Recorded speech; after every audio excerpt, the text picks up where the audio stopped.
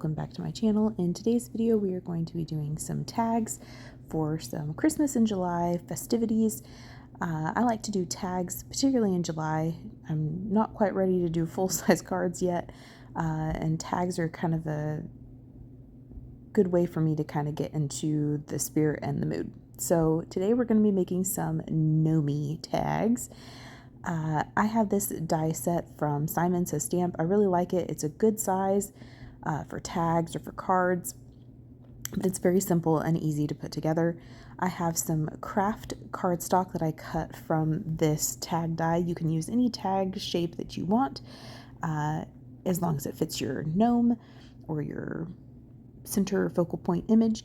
I also went to my stash and cut some colored cardstock. I just chose a light and a dark pink, kind of an aqua mint green, and then a purple. I also have some acrylic paint here. This is from Folk Art. It is called Wicker White. Folk Art Plaid. And I'm going to do some faux snow on here. So I just have an acrylic block. I have a little drop of this acrylic paint, 2 little squirts of water, and I'm going to mix it together with a cheapy paintbrush from Hobby Lobby. And then I'm going to take my paintbrush and run that along the edge of this acrylic block.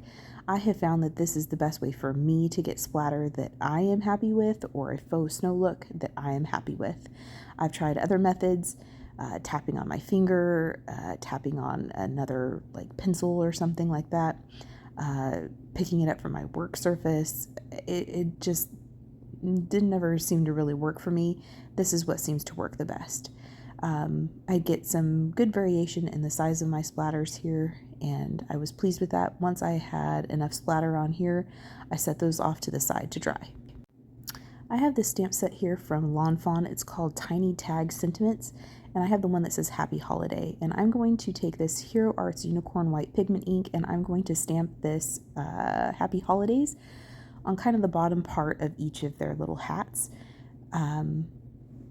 These tags are inspired by something I saw on Pinterest, and so they had stamped a very simple script, very tiny font, Noel, and I don't have anything like that. These are the smallest I could find that sort of fit on these hats, and it is still a pretty tight fit there. I'm taking a piece of just clear plastic. It's actually the backer to the little blue Cricut mat that I've cut down to fit in my mini Misty here. I'm just taking that and putting that over the top so that I can decide if I actually like how this is situated before I go to stamp it on my actual project. I was okay with it, but I did scoot it up I scooted it around just a little bit, just so that I was a little more happy with its placement. And then I'm going to stamp this onto my project. I do end up stamping these at least twice, sometimes 3 times, just so I am happy with the impression. If I really wanted to make sure that they stood out, and I probably should have done it on the one I'm doing right here, I could have heat embossed these. This Unicorn White pigment ink is a pigment ink, and so it will stay wet for a little bit longer than other inks. That would be a good option to heat emboss with, but I didn't do that today, mainly because I was lazy and I was under a time crunch, like I always am, and I didn't want to get more things out. But that is an option, and that would make these things stand out a little bit more. Originally, when I did this, I was going to just leave the KRAFT showing through, but I realized that there would be like faux snow on the nose, and so I did go back and pull all of the little noses, and I have an artist marker from Altenew. I think this one is called Sand Dune. I will be sure to list it below. And I'm just coloring in the noses. I'm not doing any fancy shading, just flat color, because the rest of it is essentially flat color also. And I'm just putting a little bit of this brown or kind of skin tone on the noses of our little gnomes here. Now it's time to put our gnomes together. This gnome does come with like a little backer, but I didn't want to use that today. So in order to get these gnomes to stay together, I'm just using some I think this is Best Ever Craft tape from Spellbinders, and I'm just cutting, tearing off little sections of it, and I am taping it from the back to allow me to get these gnomes to be one continuous piece. I could glue each individual piece onto the tag, but this was faster to treat it all as one piece. This tape is very thin, so it won't be visible. It'll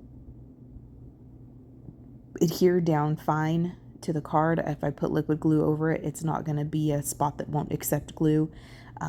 So it'll work just fine. No one will ever see it except for me, you, and all of YouTube. And I'm going to do this for every single one of them. So now you see I've got one gnome, and you can't see the tape.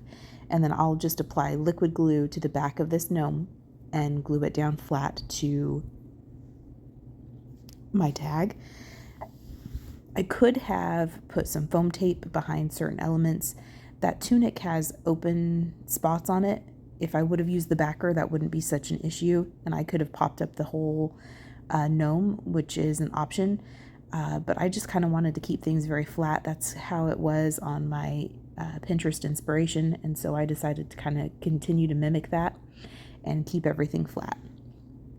I will put my magnets from my glass board on top just to make sure that it all stays down and adheres really well. And I'm just going to continue to go through and glue each of these down flat to these tags.